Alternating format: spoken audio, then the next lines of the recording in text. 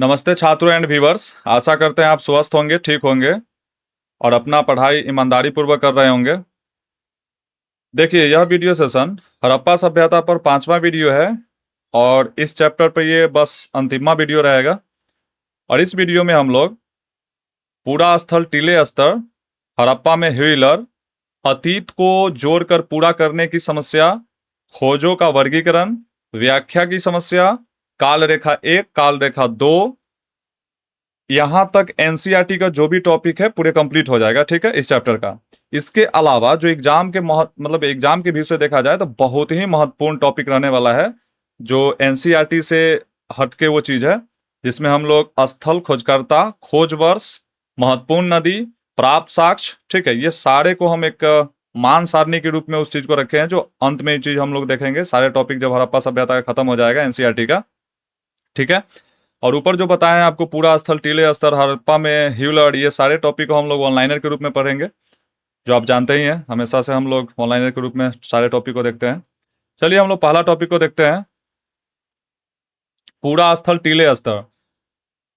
देखिए, पुरातात्विक पूरा स्थल वे स्थान होते हैं जहां प्राचीन लोग रहते थे, यानी वैसे स्थान जहां पे प्राचीन लोग रहते थे अभी है नहीं वो स्थान। अब वो मतलब कि नाम है लेकिन उस स्थान पे वो लोग नहीं रहते हैं, तो इसलिए प्राचीन लोग रहते थे जिस स्थान पे, उस स्थान को यानी पूरा स्थल को, उस स्थल को यानी पूरा स्थल कहा गया, यानी पुराना स्थल जहां पे प्राचीन लोग रहते थे। और जब लोग लंबे समय तक एक ही जगह पे रहते हैं तो वहां मिट्टी, टूटी वस्तुओं और निर्माण सामग्री का ढेर जमा हो जाता है, और इसी ऊंचे जमा भाग को ही टीला कहा जाता है। यानी लंबे समय से, ठीक है, लंबे समय से किसी एक जगह पे आदमी रहता है। जैसे मान लीजिए कि आप जिस गांव में या किसी बस्ती में रहते हैं या मोहल्ला में रहते हैं, तो वहां पे आप देखिए कचरा का ढेर या किसी चीज का प्रकार का मतलब एक ढेर जो होगा जमा हो जाता है। चाहे लोग घरे द्वार बना रहे हैं तो घर द्वार रोड से थोड़ा ऊंचा बनाते हैं, और फिर उससे मतलब कि रोड जब ऊंचा होगा तो फिर उससे भी ऊंचा घर बनाया जाएगा। तो ऐसे करते करते करते करते मतलब एक टीला के रूप ले लेता है। तो जब जहां आदमी वास करते हैं तो वहां पे मतलब मिट्टी, ठीक है, मिट्टी ऊंचा हो जाना या टूटी हुई वस्तु, निर्माण सामग्री का ढेर जमा हो जाता है। ऐसे ही ऊंचा भाग को हम लोग टीला कहते हैं। यदि लोग उस स्थान को अगर छोड़ देते हैं जहां पे रह रहे हैं, ठीक है, अगर उस स्थान को अगर छोड़ देंगे लोग, तो हवा और पानी और कटाव, मिट्टी के कटाव की वजह से वह जगह का रूप बदल जाएगा, यानी रूपरेखा ही बदल जाएगा। जब लोग रह रहे हैं तो वहां पे टीला जैसा चीज जमा हो जाएगा, ऊंचा एक भाग हो जाएगा जिसको हम लोग टीला कहेंगे। लेकिन जब लोग वहां नहीं रह रहे हैं तब फिर उस मिट्टी में बदलाव आ जाएगा, यानी वहां के स्थल में बदलाव आ जाएगा। तो ये बात है। खुदाई करने पर इन टीलों में अलग अलग परतें मिलती है जिन्हें स्तर कहा जाता है। तो देखिए, हम लोग जो टॉपिक पढ़ रहे हैं पूरा स्थल, तो पूरा स्थल मतलब ऐसा स्थल जिसमें जिस जगह पे प्राचीन लोग रहते थे, और टीला तो जहाँ पे लोग रहते थे वहां पे जो ऊंचा भाग एक बन गया रहने के वजह से, वहां पे जो मिट्टी, टूटी हुई वस्तुएं, निर्माण सामग्री, ठीक है, ये सब जमा होने की वजह से उसे टीला कहेंगे। तो उसी में फिर एक स्तर है।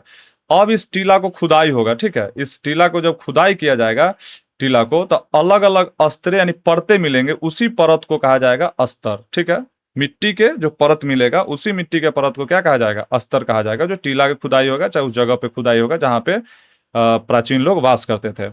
और हर स्तर का रंग अलग होगा, यानी हर परत का रंग जो है वो मिट्टी का अलग होगा। ठीक है, मिट्टी भी अलग होंगे, और इसमें से मिट्टी इसमें मिली हुई वस्तु जो ये स्तर पे, हर स्तर पे जो वस्तु मिलेंगे वो भी अलग अलग हो सकते हैं। तो देखिए, जितना ज्यादा अंदर खुदाई होगा मिट्टी को, और उतना अंदर अगर से सामान निकलता है, कोई भी वस्तुएं निकलते हैं, पूरा वस्तु निकलते हैं, तो वो जितना अंदर से निकलेंगे वो उतना ही पुराना होगा, और उतना ही पुराना वो सभ्यता के लोग उस चीज को प्रयोग में लाते रहे होंगे। और जितना मिट्टी के ऊपर के स्तर में जो वस्तु मिलेंगे, तो एक नवीन सभ्यता और एक नए सभ्यता के लोग उसको इस्तेमाल करते होंगे, तब तो वो ज्यादा अंदर नहीं मिला है ना, ऊपर मिला है। तो इसीलिए मिले हुए वस्तु भी अलग अलग हो सकते हैं, ये चीज है। और कुछ स्तरों में यानी कोई वस्तु का निर्माण नहीं मिलता है, यानी कुछ स्तर पे अगर कोई वस्तु का निर्माण अगर नहीं मिला है तो इन्हें बस यानी बंजर स्तर कहा जाएगा। उस स्तर का नाम क्या कहलाएगा? बंजर स्तर। आमतौर पर सबसे नीचे की जो परत होगा वो सबसे पुरानी कहलाएगी। सबसे नीचे का परत क्या कहलाएगा? मिट्टी का सबसे पुरानी। ठीक है, तो आमतौर पर देखा जाए तो सबसे निचला परत जो होगा वो सबसे पुरानी कहलाती है, और ऊपर की जो परत होती है वो नई कहलाती है। यानी मिट्टी की जो ऊपर की परत होगी वो नई कहलाएगी। और इन स्तरों का जो अध्ययन होता है किस विज्ञान में किया जाता है, तो क्रम देखिए स्तर क्रम विज्ञान कहा जाता है। यानी जो नीचे का परत या ऊपर का परत या मतलब मिट्टी के परत का जो अध्ययन किया जाएगा वो स्तर क्रम विज्ञान में किया जाएगा, इसीलिए उसको स्तर क्रम विज्ञान कहा जाता है। और इससे ना पुरातत्वविद पता लगा पाते हैं कि किसी पूरा स्थल पर अलग अलग समय में यानी कौन सी संस्कृति मौजूद थी, यानी कौन सी सभ्यता कौन से लोग मौजूद थे।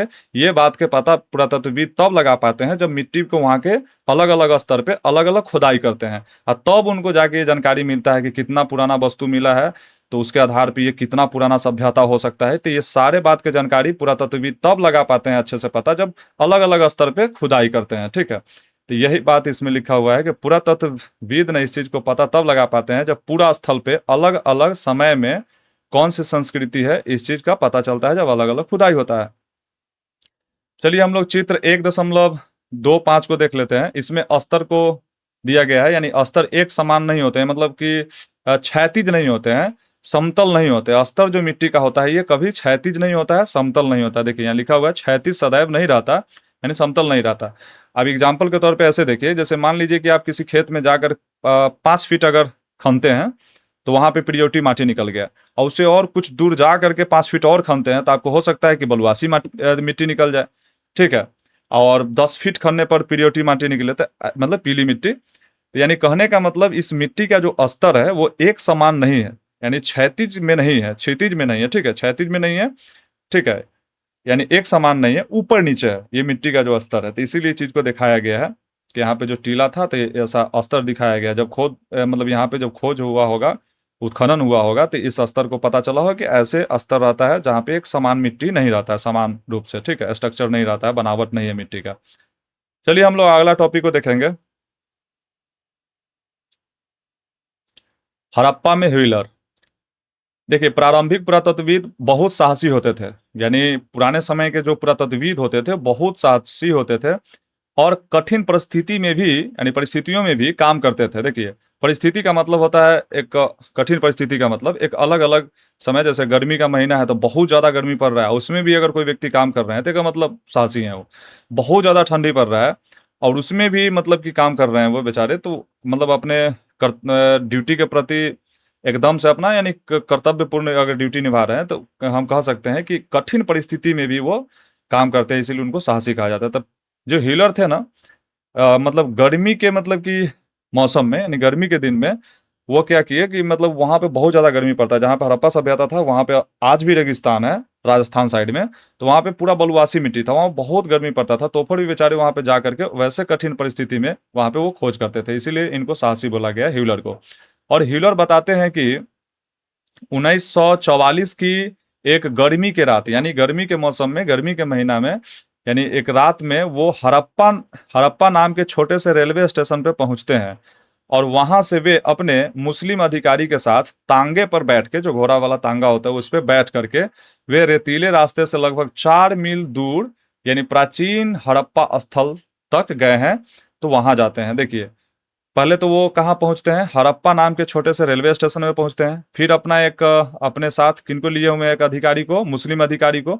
और ये जो है पुरातत्वविद है, ह्यूलर जो है पुरातत्वविद है, ये इनसे भी बड़ा अधिकारी होगा, ये खोज करता है, पुरातत्वविद है। ये हाल हाल ही किसी जगह पे नहीं जाते हैं, हाँ जब जरूरत पड़ता है वहां पे कि हाँ यहाँ पे खोज होगा तो 1-2 दिन के लिए आएंगे, रिसर्च करेंगे और सबको आइडिया दे देंगे। जैसे होते हैं ना इंजीनियर लोग होते हैं, कभी मकान बन रहा है तो एक बार नक्शा तैयार कर देंगे और फिर कभी बहुत दिन के बाद आएंगे निरीक्षण करने। तो सेम उस तरह के ये थे ह्यूलर, पुरातत्वविद थे बहुत बड़े लेवल के। और इनके साथ में आए थे मुस्लिम अधिकारी, जो इनके साथ तांगे पे बैठ के रेतीले रास्ता से, रेतीला मतलब बलुआसी वाला रास्ता से, बालू वाला रास्ता से लगभग 4 मील दूर, कहाँ से, हड़प्पा नाम के छोटे से रेलवे स्टेशन से 4 मील दूरी पर, यानी प्राचीन हड़प्पा स्थल वहां पे था जहां तक गए। यानी तांगा से गए थे, कहाँ तक, तांगा से कहाँ तक गए, तांगा पे बैठ के तो हड़प्पा नाम के एक छोटे से स्टेशन से प्राचीन हड़प्पा स्थल तक, वहां पे जहाँ पे हड़प्पा स्थल की खोज करना था वहां तक गए। और चांदनी रात में, देखिए चांदनी रात का मतलब होता है कि इजोरिया वाला रात जिसमें चंद्रमा दिखता है पृथ्वी पे, ठीक है, और एक अंधेरिया वाला रात होता है जो नहीं दिखता है पृथ्वी पे चंद्रमा।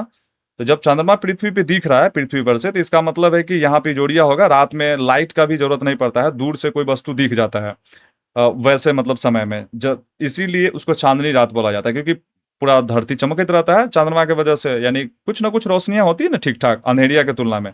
कुछ वस्तु देख सकते हैं हम लोग, लेकिन यही अंधेरिया है तो पास कहीं वस्तु नहीं दिखेगा, तो इसीलिए चांदनी रात का मतलब है कि पक्का जोड़िया रात था वो। इसीलिए उसी रात में हड़प्पा के टीले दिखाई दे रहे थे, यानी 4 मील दूर वहां पे जब गए और दूर से ही उनको हड़प्पा के टीले दिखाई दे रहे थे, और रात ज्यादा होने के कारण वे एक विश्राम गृह में रुक गए। यानी हड़प्पा टीले पर जा करके बढ़िया से रिसर्च राते में नहीं करने लगे, पहले जा करके उनका जो ठिकाना था, ठिकाना का मतलब है पहले से कोई जाते हैं तो रूम बुक कर लेना, चाहे घर बुक कर लेना, या वहाँ पे विश्राम करने के लिए रुकने के लिए पहले से यानी कि एक व्यवस्था कर लेना, तो वहां पे अपना एक विश्राम गृह में जाकर रुके ज्यादा रात होने की वजह से। और उनके जो सहकर्मी जो थे, सहकर्मी का मतलब होता है उनके साथ में जो काम करने वाले जो थे, उसने चेतावनी दी, क्योंकि इस बात से वो परिचित थे पहले से, तो इसीलिए उनको चेतावनी दी कि खुदाई और निरीक्षण का समय जो है ना, खुदाई और निरीक्षण का समय जो वहां पे अब खुदाई उदाई होगा, क्योंकि पुरातत्वविद आए हैं ना, तो खुदवा के देखेंगे ना कि यहाँ पे क्या क्या चीज और है, क्या क्या नहीं मतलब क्या क्या क्या चीजें यहाँ पे मिल रही है, और इसके लिए खुदाई होगा, निरीक्षण होगा, जांच पड़ताल होगा, निरीक्षण मतलब जांच पड़ताल करना। ये सब काम चेतावनी दे रहे हैं उन्हीं के सहकर्मी, यानी उन्हीं के साथ में मतलब कि जो काम करने वाले लोग हैं उनको, इनको चेता रहे हैं कि आप ना कल सुबह में 5:30 बजे से 7:30 बजे तक ही यानी कि काम करना होगा। कल सुबह में हम लोग उठेंगे और इतना बजे काम निपटा लेंगे, क्योंकि बाद में बहुत गर्मी पड़ जाएगा, क्योंकि रेतीली इलाका है इसलिए। और रात में प्रवेश द्वार, ठीक है, जब रात में जहाँ पे गृह विश्राम रुके थे, जहाँ पे किसी के घर पे, तो वहां पे करे रात में कोई ना रात में वहां पे एक पंखा झलने वाला, झलने का मतलब होता है झुलाने वाला, ठीक है। तो प्रवेश द्वार पे बैठ के यानी मेन गेट पे बैठ के कोई व्यक्ति यानी व्हीलर को ना पंखा यानी कथी कर रहे हैं, झुला रहे हैं इनको हवा के लिए, क्योंकि उस समय में देखिए पंखा जैसा चीज तो सबके घरे घरे लाइट वगैरह नहीं ना था, बिजली तो पूरे गांव गांव तक तो नहीं था कि वहां पे एकदम हवा खाएंगे पंखा का। इसीलिए कोई बेचारे जो है, क्योंकि बड़े लेवल का ये अधिकारी है, पुरातत्वविद है, तो इनको कोई पंखा मतलब कि डुला रहे हैं हवा के लिए। एक तो कि दूर से व्यक्ति गए हुए हैं इसीलिए। और एक चीज पे और गौर किए, देखिए इस सब बात पे वो गौर कर रहे हैं कि देखिए हमको कोई पंखा उंखा डुला रहे हैं, और क्या तो और आसपास के जंगलों से सियारों की आवाज भी उनको सुनाई दे रहा है। किनको? हीलर को। एक थे कि मेन गेट पे बैठ के कोई पंखा डुलाने वाले हैं, उसको भी गौर किए उस बात पे भी, और इस बात पे भी गौर किए कि आसपास के जंगल से सियार का आवाज आ रहा है उनको, ठीक है। तो देखिए ये तो शहर में रहने वाले व्यक्ति है, एसी में रहने वाले व्यक्ति है, खैर उस जमाने में ऐसी रहा होगा कि नहीं, मतलब मान लेते हैं कि ये सब व्यक्ति तो ऑफिस में रहने वाले व्यक्ति, इनको सीआर के बारे में तो पता नहीं था ना। अब देखिए सीआर का मतलब क्या होता है, एक कुत्ता की ही प्रजाति मान लीजिए, जो हम लोग गिद्दर देहाती भाषा में कहते हैं, ऐसे सियार नाम होता है उसका, लेकिन गिद्दर भी हम लोग देहाती भाषा में कहते हैं, जो बहुत रात में रोने का आवाज निकालते रहता है, बहुत डरावना आवाज निकालते रहता है, ठीक है। तो इसीलिए कह रहे हैं कि इन कठिन परिस्थितियों में, ठीक है, कठिन डरावने वातावरण में, हालांकि वातावरण इनको ठीक नहीं लगा, क्योंकि आसपास में वहाँ गिद्दर सब चिल्ला रहा है बहुत, तो इसलिए इनको अच्छा वातावरण नहीं लगा, इसलिए कह रहे हैं कि कठिन और डरावना वातावरण के बावजूद पुरातत्वविद अपने काम के प्रति समर्पित थे। लेकिन हाँ बेचारे एक चीज तो थे कि इतना डराव इनके लिए जो भी डरावना स्थिति था, चाहे गर्मी था या कह सकते हैं वह गिद्दर का आवाज इनको सुनाई दे रहा है डरावना वाला, लेकिन हाँ ये सब इग्नोर करके, मतलब ये सबको छोड़ करके हुन ना अपने काम के प्रति समर्पित थे, एकदम ध्यान लगे थे कि हमको कल उठना है सुबह में, और हड़प्पा सभ्यता को और बेहतरीन ढंग से हमको निरीक्षण करना है, खोज करना है। तो ये इनको था, लेकिन साहसी तो थे थोड़ा बहुत, ठीक है। और अगली सुबह ना 5:30 बजे व्हीलर और उनकी टीम हड़प्पा के बालू वाले टीलों की ओर गए, यानी जो बालू वाला टीला था व्हीलर, तो व्हीलर के टीम के साथ यानी गए कहाँ पे, टीला पे, बालू वाला टीला की ओर हड़प्पा के गए।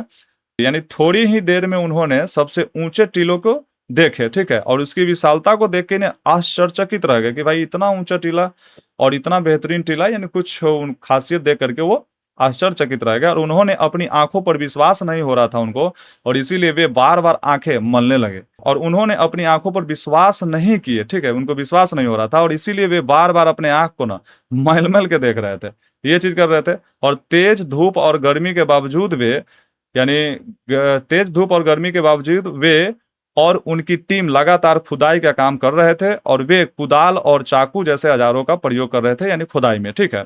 तो धूप एकदम धूप वाला गर्मी था, और इसके बावजूद भी उनकी टीम लगातार खुदाई का काम चल रहा था, ठीक है। कुदाल और देखिए औजार में कथी कथी का प्रयोग कर रहा था, तो कुदाल का और चाकू का, ठीक है। आगे कर रहा है कि ह्यूलर अपने काम के प्रति इतने यानी उत्साहित और समर्पित थे कि उन्हें डर यानी इस बात का डर था कि कहीं उनके जो साथी है उन्हें सनकी या अत्यधिक जुनूनी यानी जुनूनी व्यक्ति ना समझ ले, ठीक है। देखिए कभी कभी क्या होता है कि जैसे आपके साथ में जो व्यक्ति है, अगर आप कुछ ज्यादा अपने अति के प्रति जैसे पुरातत्वविद है, तो इनका भी एक कोई लक्ष्य है ना कि हम अपने शासन में मतलब चाहे हम अपने इस कार्यभार में कोई अच्छा चीज खोज के पूरा दुनिया को रखे कि मेरा भी दुनिया में इतिहास में नाम मतलब आए। तो ये बेचारे इसलिए बहुत जुनूनी थे और बहुत मतलब समर्पित थे अपने काम के प्रति, लेकिन इनके साथ में जो रहा होगा छोटे मोटे अधिकारी जो थे वो उतना नहीं थे, इसीलिए वो सोच रहे थे कि शायद ही हम लोग ना हमको पागल ही समझेगा, कहे कि भाई इतना गर्मी में सठिया गए हुए हैं शायद, ठीक है। तो इसीलिए मतलब उत्साहित और समर्पित अपने काम के प्रति इतना थे कि इनको एक बात के डर लग रहा था कि इनके जो साथी हैं वो इनको सनकी मानेंगे। क्या मानेंगे? सनकी। क्यों? क्योंकि इतना गर्मी में बेचारे एक बार हिम्मत नहीं हार रहे हैं, इसीलिए। और यह अंश दिखाता है कि पुरातत्वविद कठिन परिस्थितियों में भी पूरे उत्साह और लगन से कार्य करते थे। यानी पुराने जमाने के जो पुरातत्वविद हुआ करते थे वो बहुत ही कठिन परिस्थिति में भी बड़ी उत्साह और लगन से यानी अपने कार्य को अंजाम देते थे, काम करते थे, ठीक है। अब देखिए यहाँ पे जो है आर आर ई एम ह्यूलर, इनका पूरा नाम है आर ई एम ह्यूलर। तो ये लिखे हुए एक पुस्तक लिखे हुए हैं, इसका नाम है my archaeological mission to India and Pakistan, 1976 में लिखे हुए हैं। इसी से ही सारे बात उद्धृत है, जो ऊपर हम लोग अभी पढ़े हैं वो सारे बात जो उद्धरण किया गया है यानी लिया गया है, ये यहीं से लिया गया है, ठीक है। यानी my archaeological mission to India and Pakistan जो 1976 में लिखा गया था, यहीं से इस बात को उद्धृत किया गया है जो ऊपर हम लोग पढ़े हैं। चलिए हम लोग अगला टॉपिक को देखते हैं। अतीत को जोड़कर पूरा करने की समस्या। हड़प्पा सभ्यता की लिपि आज तक पढ़ी नहीं जा सकी है, इसीलिए पुरातत्वविद इस सभ्यता को समझने के लिए मुख्य रूप से भौतिक साक्ष्यों का सहारा लेते हैं। और इन साक्ष्यों में मृतभांड आता है और औजार आता है, आभूषण आता है और घरेलू सामान जैसे वस्तुएं आते हैं। यानी हड़प्पा सभ्यता जो है ना, ये तो यहाँ पे कोई लिखल जैसा चीज पढ़ा नहीं गया। अगर पढ़ा जाता वहां के लिखा हुआ चीज इतिहास लिखने में बड़ा आसानी होता है कि वो क्या सोचते थे, कैसे व्यापार करते थे, अपना जीवन कैसे व्यतीत करते थे किसी टॉपिक पे, मतलब सारे टॉपिक के बारे में उनका पता चल जाता है, ठीक है। रहन सहन से लेके पूरे सांस्कृतिक व्यवस्था सारा व्यवस्था पता चल जाता अगर उनका लिखा हुआ पढ़ा जाता। लेकिन ऐसा तो एक भी अक्षर नहीं पढ़ा गया, आज तक उनका लिपि रहस्यमय साबित है। तो इसीलिए पुरातत्वविद किस चीज का सहारा लेते हैं? जब लिखा साक्ष्य को नहीं पढ़ सके बेचारे, तब पुरातत्वविद न हड़प्पा सभ्यता को समझने के लिए मुख्य रूप से भौतिक साक्ष्य का सहारा लेते हैं। जिस भौतिक साक्ष्य में कौन कौन आता है? तो मृदभांड आता है, औजार आता है, आभूषण आता है और घरेलू सामान आता है, ठीक है। और हड़प कर कपड़ा, चमड़ा, लकड़ी और सरकंदे, ठीक है। कपड़ा, चमड़ा और लकड़ी और सरकंदे जैसी जैविक जैविक वस्तुएं समय के साथ यानी जड़ यानी सड़ जाती है, और खासकर उष्णकटिबंधीय क्षेत्रों में। और इसीलिए पुरातत्वविदों को अधिकतर पत्थर और पक्की मिट्टी और धातु की वस्तुएं यानी मिली है, ठीक है।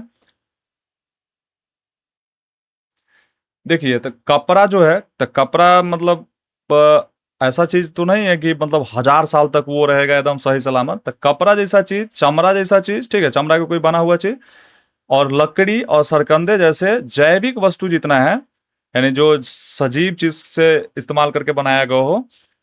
कपड़ा भी बनता था तो कपास तो सजीव में आएगा ना, जैविक चीज में। तो ये सारे चीज ना सड़ गए, मिले नहीं, क्योंकि 1000 साल का सभ्यता है ना, हजारों साल पुराना सभ्यता है, इसीलिए वो चीज मतलब कि पुरातत्वविद को नहीं प्राप्त हुए। एक तक की और कि यहाँ पे खास करके उष्णकटिबंधीय क्षेत्र में मतलब ये आता है सभ्यता। उष्णकटिबंधीय का मतलब गर्म क्षेत्र, ठीक है। तो गर्म क्षेत्र में होने के वजह से यहाँ पे कपड़ा, चमड़ा, लकड़ी, सरकंडे जैसी जो जैविक वस्तुएं हैं ये समय के साथ साथ सड़ जाती है, इसीलिए पुरातत्वविद को ये चीज प्राप्त नहीं हुई। देखिए सरकंडे का मतलब इसमें जो है, इसका मतलब समझ लेते हैं। सरकंडे का मतलब होता है नरकट। ये नरकट एगो मतलब पौधा होता है, पौधा नहीं घास कह सकते हैं इसको, ठीक है। जो मतलब कि रहता है ना चौरुड़ में, अभी भी आप इसको देख सकते हैं, जिसको झाड़ू उड़ू लोग बनाने के लिए लाता है। चाहे पुराने जमाने में इससे कलम, जो भी कलम का इस्तेमाल, यानी इंक में डुबा डुबा के इसे लिखने का काम करते थे सरकंडे से, ठीक है। आज के ज़माने में झाड़ू, चटाई, टोकरी, चाहे उस ज़माने में भी बनाया जाता था, आज के ज़माने में भी बनाए जाते हैं। तो सरकंडे का पेड़ जो होता है, यानी घास जो होता है, नरकट या सरकंडे कहिए, तो इस मान लीजिए तो ये भी तो लकड़ी काठी में आ गया ना, तो ये भी बहुत हजार साल तक तो रहेगा नहीं सही सलामत, ये भी सड़ जाएंगे। तो इसीलिए ये सब चीज़ सड़ जाते थे। और खास करके क्यों सड़ जाते थे, क्योंकि एक था कि बहुत ज़्यादा ये गर्म वाला क्षेत्र था, क्योंकि उष्णकटिबंधीय मतलब गर्मीय क्षेत्र था। और इसीलिए पुरातत्वविद को अधिकतर पत्थर, यहाँ पे पुरातत्वविद को ना, और इस सब के साक्ष्य मिलने से ज़्यादा कपड़ा उपड़ा के साक्ष्य नहीं मिला है, क्योंकि यहाँ पे तो स्वर्ग गया है ना, तो इसलिए तो पत्थर ज़्यादा मिला है, पक्की ईंट के वस्तु मिला है, पत्थर के वस्तु मिला है, और धातु की वस्तु यहाँ पे मिली है, क्योंकि ये तो लंबे समय तक भी रह सकता है सही सलामत, इसीलिए ये वस्तु सब मिली है। लेकिन जो कोमल चीज था, दुर्लभ चीज सब था कुछ, वो सब समाप्त हो चुका है। और अतीत में लोग सामान्यतः केवल टूटी या बेकार वस्तु ही फेंकते थे, और उपयोगी वस्तु को दोबारा इस्तेमाल कर लिया जाता था। देखिए, एक बात एक बात समझ में आता है, मतलब कि एक चीज हम लोग को सीख लेना चाहिए यहाँ से, कि अतीत के जो लोग थे ना, वो केवल टूटी और बेकार वस्तु ही फेंकते थे, और उपयोगी वस्तु को दोबारा इस्तेमाल करते थे। यानी जो उपयोग लायक है, जैसे मान लीजिए कि अगर मतलब कि कोई कपड़ा है, तो वो अगर हमको लग रहा है कि नहीं ये बढ़िया से फटा उटा नहीं है, पुराना नहीं हुआ है, तो उसको लोग नहीं फेंकेंगे, और मतलब उसको बढ़िया से पहनेंगे तो फिर भी ठीक है, पुराना भी रहेगा तो पहनेंगे, फटना नहीं चाहिए, ठीक है, फटा चिरा नहीं रहना चाहिए, तो फिर भी इस्तेमाल करेंगे। लेकिन आज की युवा पीढ़ी को देखिए, आज के ज़माने के लोगों को, तब घर में पहले से 5 सेट कपड़ा है, तो ये एगो सेट कपड़ा के लिए नाकर नौकर करीत रहेगा, मतलब नाक फुलाएगा, मुंह फुलाएगा, ऐसा रहता है। तो इसीलिए उस जमाने के जो लोग थे ना, वो बहुत ही मतलब समझदार व्यक्ति कह सकते हैं, कि वो केवल टूटी और बेकार वस्तु जो होता था उसी को फेंकते थे घर से बाहर, ठीक है। और जो उपयोग लायक लग रहा है थोड़ा भी, कि उपयोग करने लायक है, फिर से इस्तेमाल करने लायक है, तो उसको इस्तेमाल कर लेते थे, ठीक है। और इसी कारण से कई बार जो कीमती वस्तुएं मिलती है, कई बार जो कीमती वस्तु मिलती है, वे या तो खो गई थी, या फिर यानी छिपा कर रखने के बाद दोबारा नहीं मिल सकी। देखिए, एक तक की टूटल वस्तु है या बेकार वस्तु है, वो तो खैर फेंक दिए, और जो वस्तु दोबारा उपयोग में लाया गया, जो उपयोगी वस्तु है, और इसी कारण से कई बार कह रहे कीमती वस्तु, तो देखिए कीमती वस्तु को तो लोग तो छुपा के रखते हैं, ठीक है, कीमती वस्तु को रोज दिन कौन पहनेंगे, तो उसको छुपा के रखेंगे। तो या तो वो खो गई थी, वो वस्तु मिला, या छिपा कर रखे हुए दोबारा, यानी छिपा कर रखने के वजह से उनको दोबारा नहीं मिला होगा, वो अति वस्तु मिला। ओ, देखिए इसका मतलब क्या है, कि पुरातत्वविद ये कहना चाहते हैं कि अगर मान लीजिए कि कोई कीमती वस्तु है, तो उसको लोग छुपा कर रख दिए, हो सकता है कि वो डेथ कर गए और उनको तब मिट्टी उट्टी में गाड़ के रखे, पुराने जमाने के लोग सोना चांदी को मिट्टी में घैला उला में रख के गाड़ के रखते थे, और वो मर गए। अगर मर गए तो फिर उसके बाद तो उनको पता नहीं है लोगों को कि हाँ यहाँ पे कोई वस्तु है, तो वो साक्ष्य के रूप में विद्वान को मिले हैं, पुरातत्वविद को मिले हैं, जो छुपा के लोग रखे हुए थे उस जमाने में। इसीलिए पुरातत्वविद को मिली हुई वस्तु हमेशा पूरी सभ्यता का प्रारूपिक यानी सही चित्र नहीं देती। देखिए, यानी इसीलिए पुरातत्वविद को, यानी पुरातत्वविद को मिली हुई वस्तु हमेशा पूरी सभ्यता का प्रारूपिक, यानी प्रारूपिक का मतलब होता है एक सही चित्र, यानी कि एक सही ढंग से, ठीक है, यानी जानकारी नहीं मिलती। कई खोजें संयोग बस मिलती है, यानी कई खोज तो बस मतलब खोजने गए ये चीज, हमको पहले से ये था मतलब कि मन में कि चलो यहाँ पे ये चीज मिलेगा, लेकिन गलती से संयोग बस कोई दूसरा चीज का भी खोज हो गया, ठीक है। तो संयोग बस दूसरा चीज का यानी कि वहाँ खोज मिल जाती है। इसीलिए अतीत की पूरी तरह समझना कठिन है, यानी इसीलिए अतीत को पूरी तरह से समझना क्या हो जाता है, कठिन हो जाता है, क्योंकि आप जैसे सिस्टमैटिक ढंग से सोचिएगा तो उस ढंग से तो सारा वस्तु नहीं मिलेगा।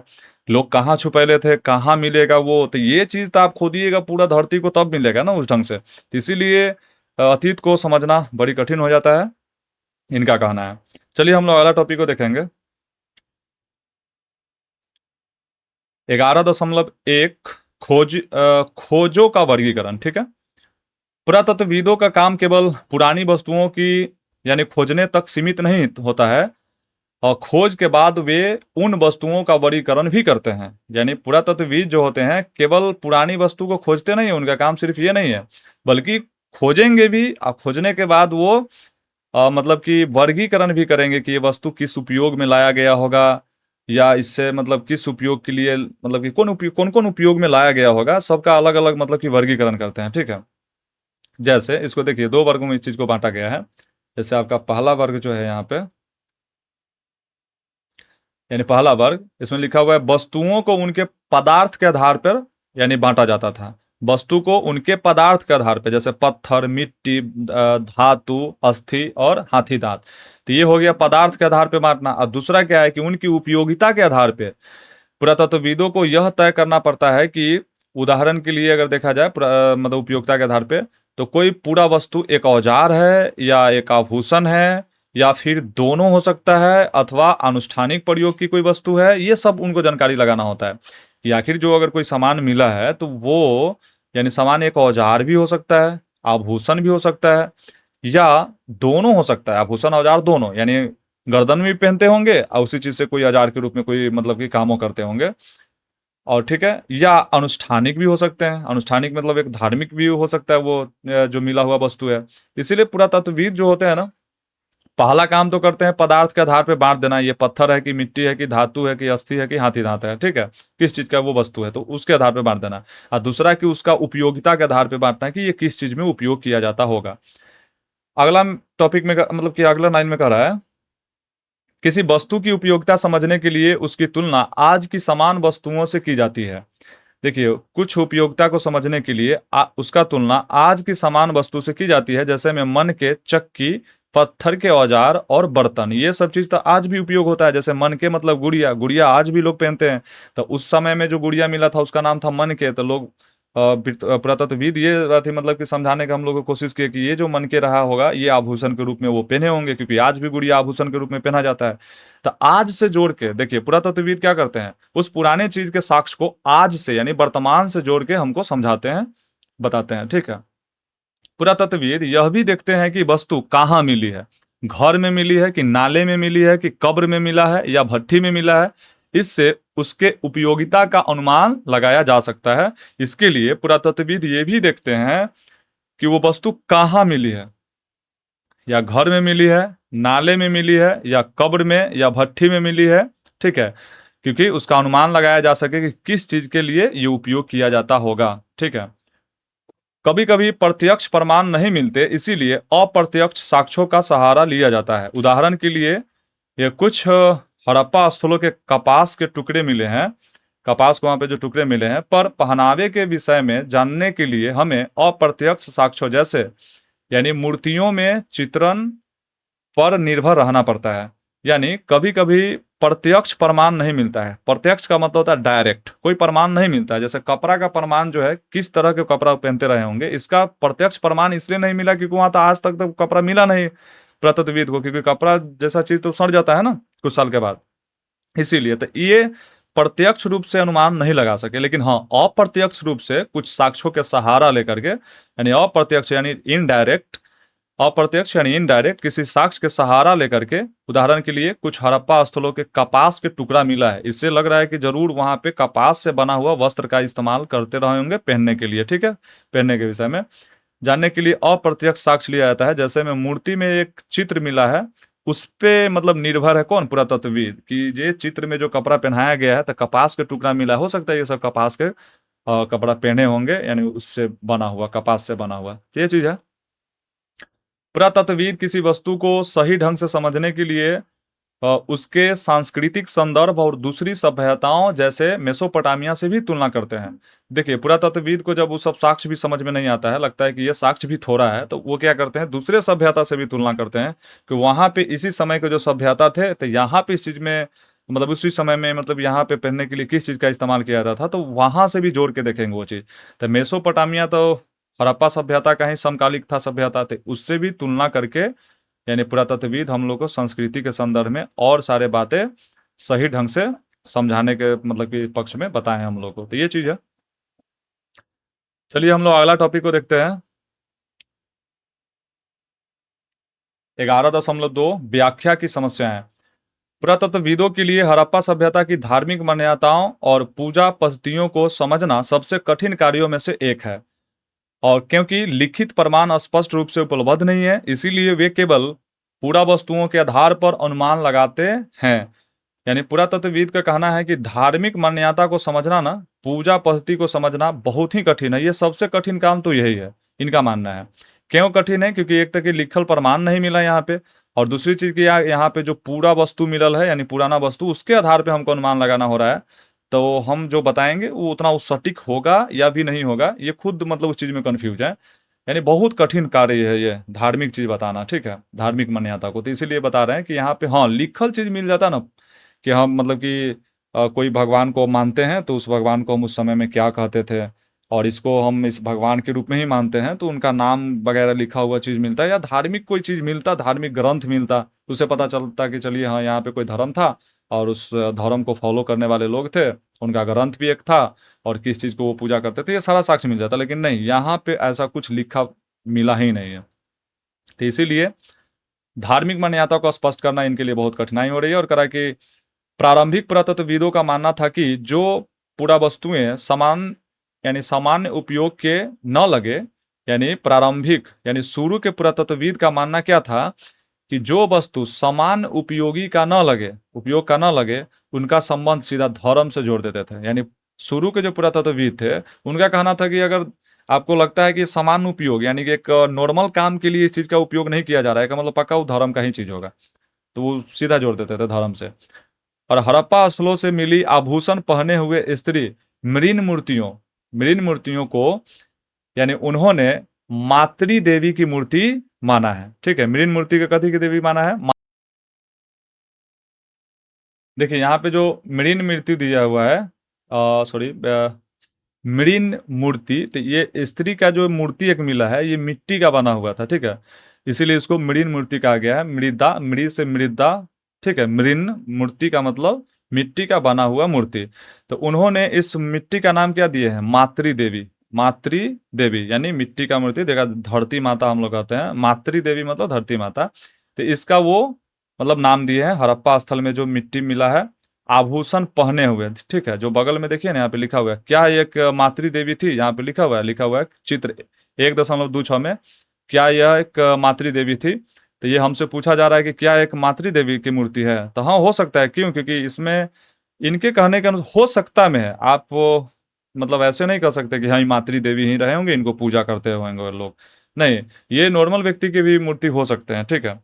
इस मानना है इनका कि मातृ देवी की मूर्तियां, मानना है इनका कि माना जा सकता है, पुरातत्वविद का मानना है। और कह रहे हैं कि पत्थर की कुछ दुर्लभ पुरुष मूर्तियों में मानकीकृत मुद्रा में एक हाथ घुटने पर रखकर बैठा हुआ जैसे यानी प्रसिद्ध पुरोहित राजा की भी प्रतिमा को धार्मिक या शासकीय महत्व का समझाया गया है। देखिए चित्र 1.27 में देखिए, यहाँ पे एक व्यक्ति बैठे हुए हैं, यहाँ पे एक व्यक्ति बैठे हुए हैं जो अपने घुटना पे हाथ रखे हुए हैं, ठीक है ना, और आसपास में जानवर का पिक्चर है, यहाँ पे शेर का है, हाथी का है, ऐसे यहाँ बगल में बैल का है। तो ये जो घुटना पे हाथ रख के एक मुद्रा में बैठे हुए हैं, ध्यान मुद्रा जिसको कहते हैं, तो उस मुद्रा में, इसको मानकीकृत मुद्रा या ध्यान मुद्रा कह सकते हैं। तो इसीलिए यहाँ पे लिखा हुआ है कि एक पत्थर की मूर्ति, दुर्लभ पत्थर की एक मूर्ति है जो पुरुष का मूर्ति है ये, और ये मूर्ति मानकीकृत मुद्रा में एक हाथ घुटने पर रख करके बैठा हुआ है। ऐसा प्रसिद्ध, ऐसा लग रहा है कि एक प्रसिद्ध पुरोहित राजा का मूर्ति होगा, प्रतिमा होगा, जो धार्मिक या शासकीय महत्व को दर्शाता है, धार्मिक और शासकीय महत्व को दर्शाता है। देखिए ये सब मान के चला जा रहा है, अब सही में थे कि नहीं थे तो ऐसा नहीं है, लेकिन ठीक है, धार्मिक और कथी को दर्शा रहा है? महत्व को, शासकीय महत्व को दर्शाता है।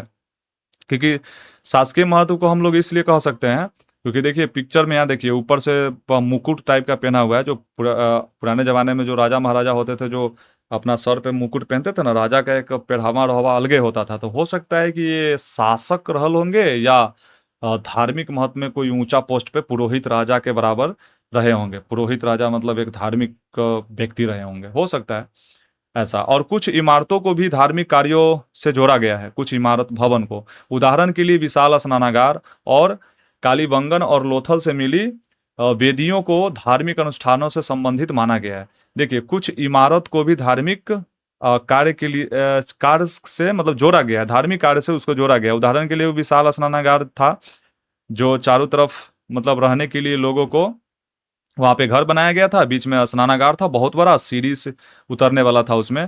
ऐसा वहाँ पे बहुत सारा नलकूप भी मिला था, तो इसे लगता है कि उसमें लोग स्नान इसलिए करते होंगे क्योंकि मंदिर मस्जिद में जो लोग अभी भी जाने से पहले अपना पैर हाथ कुल्ला गलाली बढ़िया से करते हैं ना, इसीलिए हो सकता था। उस समय हम लोग इस टॉपिक में देखे थे, पीछे वाला टॉपिक में सब बात, ठीक है। विशाल स्नानागार का जो महत्व जोड़े थे पुरातत्वविद, वो एक धार्मिक अनुष्ठानिक चीज से जोड़े हुए थे। तो एगो साक्ष्य इसके आधार पर, और एगो कलिबंगा में जो मिला हुआ है, कलिबंगान या कलिबंगा कहते हैं उसको, लोथल, ठीक है, ये दो गो जगह पे बेदी भी मिला है। जो हिंदू धर्म में आज भी बेदी बनाकर पूजा होता है, बेदी मतलब मिट्टी का थोड़ा वो गोला बना करके ऊंच कर देगा लोग, और बस उनको पूजा होगा। तो उस तरह से बेदी भी मिला है दो गो जगह पे। तो धार्मिक अनुष्ठान से संबंधित इस चीज को माना जा सकता है कि ये जो मूर्ति रहा होगा ये भी एक धार्मिक अनुष्ठान के लिए बना होगा, और वेदी उदी का साक्ष्य मिला है। तो कुछ धार्मिक चीज मिला है, पर कहना कठिन है, क्योंकि पुरातत्वविद ऊपर ही कह दिए हैं कि आपको धार्मिक चीज को समझने के लिए, पूजा पाठ पद्धति को समझने के लिए और धार्मिक मान्यता को समझने के लिए, समझाने के लिए बहुत सबसे कठिन बात तो यही है, उनको लगता है। और कुछ मुहरों पर ऐसे चित्र बने मिले हैं जो धार्मिक अनुष्ठानों से जुड़े हुए प्रतीत होते हैं, और इसके आधार पर धार्मिक प्रथाओं का अनुमान लगाया गया है। तो देखिए, कुछ मुहर ऐसा मिला है, उस पर चित्र जो बना हुआ है वो धार्मिक अनुष्ठान के लिए बना होगा, ऐसा प्रतीत होता है लेखक को, मतलब पुरातत्वविद को। इसके आधार पर धार्मिक प्रथाओं का अनुमान लगाया जा सकता है। कुछ मुहर पर ऐसा साक्ष्य मिला है, चित्र उत्र मिला है धार्मिक जैसा चीज, ठीक है। और कुछ मोहरों पर पेड़ पौधे के भी चित्र मिले हैं, जिससे यह माना गया है कि हड़प्पा के लोग प्रकृति पूजा भी करते थे, यानी पेड़ पौधा चीज को बचाने के लिए प्रकृति पूजा भी करते होंगे, ऐसा भी माना जा रहा है। क्योंकि कुछ मोहर पे पेड़ पौधा के भी पिक्चर मिला है, कुछ में जानवर का पिक्चर मिला है। इसका मतलब है कि जानवर का, पेड़ पौधा का, इस सब का पूजा करते थे। मिट्टी का बेदिया मिला है, इसलिए मिट्टी का भी पूजा करते थे, मातृ देवी के रूप में था, ऐसा हो सकता है, उनका कहना है पुरातत्वविद लोग का। कई मोहरों पर एक सींग वाला जानवर, यानी एक श्रृंगी, जिसको एक श्रृंगी का मतलब होता है एक सींग वाला जानवर, तो एक श्रृंगी कहा गया है, ठीक है। तो एक सींग वाला जानवर का भी पिक्चर मिला है किसी मोहर पे, और यह वास्तविक जानवर नहीं लगता, बल्कि एक काल्पनिक या यानी मिश्रित जीव प्रतीत होता है। यानी मान्यता के लिए ऐसे बनेले होंगे, एक सींग वाला जानवर वास्तव में तो है नहीं, लेकिन हो सकता है कि एक सींग वाला जानवर इसलिए बनाया गया है पिक्चर में, क्योंकि वो जरूर जानवर के कुछ महत्व देते थे, इसीलिए काल्पनिक सही, लेकिन बनाए थे वो महत्व देने के लिए। और करे कुछ मोहरों पर एक व्यक्ति को यानी पालथी मारकर योग मुद्रा में बैठा दिखाया गया है, और यानी उसके चारों ओर जानवरों से घिरा हुआ दर्शाया गया है। और कुछ विद्वानों ने इसे भगवान शिव के आरंभिक रूप का मतलब होता है शुरुआती रूप, जिसको आद्य शिव भी कहा जाता है, या पशुपति, पशुपतिनाथ का मतलब होता है पशुपति या पशुपतिनाथ, इनका पूरा नाम। शिव का ही दूसरा नाम है एक। पशुपति का मतलब पशुओं का देवता, ठीक है, यानी पूरे पशु संसार इस सब चीज का देवता। तो पशुपति इनको कहा गया है, जानवरों का भी हिंद देवता है, तो इसीलिए पशुपति है, या आद्य शिव। आद्य शिव का मतलब आपका हो गया यहाँ पे ये पुराना आरंभिक मतलब कि उनका रूप आद्य शिव, ठीक है। देखिए, आद्य शिव का मतलब एक और होता है, जैसे प्रथम शिव भी उनको कहा जाता है, आद्य शिव का मतलब, या आदि और अंत, जिसके ऐसे शिव का कोई आदि और अंत नहीं है, तो इसीलिए आद्य शिव जैसा चीज उनके नाम के आगे लगता है, ठीक है। आद्य का मतलब प्रारंभ भी होता है या अंत भी कह सकते हैं, तो इसीलिए शिव के आगे आद्य लगा है, ना उसका प्रारंभ है ना कोई अंत है, इसीलिए इनको पशुपति भी कहा जाता है, तो इसका संज्ञा दिया गया है। देखिए, कुछ मुहर पर व्यक्ति के पालथी मारकर बैठे के मुद्रा में, योग मुद्रा में बैठा कर मतलब दिखाया गया है। यहाँ पे देखिए कुछ ऐसा मुहर मिला है जो यहाँ पे पिक्चर में 1.27 में जो दिखाया गया है। देखिए, राइट साइड में सारे जानवर है, और यहाँ पे एक व्यक्ति है जो पालथी के मुद्रा में, पालथी मार करके एक योग मुद्रा में बैठे हुए हैं। और कह रहे हैं इनके चारों ओर क्या है, तो जानवर से मतलब कि घिरे हुए हैं। और कुछ विद्वानों ने इसे भगवान शिव का आरंभिक रूप बताया है, जिसको आदि शिव या पशुपति कहा जाता है। इसका संज्ञा मतलब दिया गया, नाम दिया गया, संज्ञा देना मतलब नाम देना। चलिए हम लोग अगला लाइन में देखते हैं। हड़प्पा स्थलों से मिली कुछ शंकु, यानी हड़प्पा स्थलों से मिली कुछ शंकु, यानी शंक्वाकार के आकार की पत्थर की वस्तुओं को कुछ पुरातत्वविदों ने लिंग मानकर उनसे शिव पूजा का भी संबंध जोड़ने का कोशिश किए हैं। तो देखिए चित्र आप देखिए इसमें 1.28 में देखिए यहाँ पे, तो इसमें जो यहाँ पे छोटा छोटा देखिए एक खेल भी होता है, इस खेल का नाम है ना चेस, ठीक है, शतरंज भी उसको कहते हैं हम लोग। तो देखिए शतरंज खेल का भी यहाँ पे मतलब दिखाया गया। शतरंज खेल में होता है ना, उसमें घोड़ा होता है, हाथी होता है, सिपाही होता है।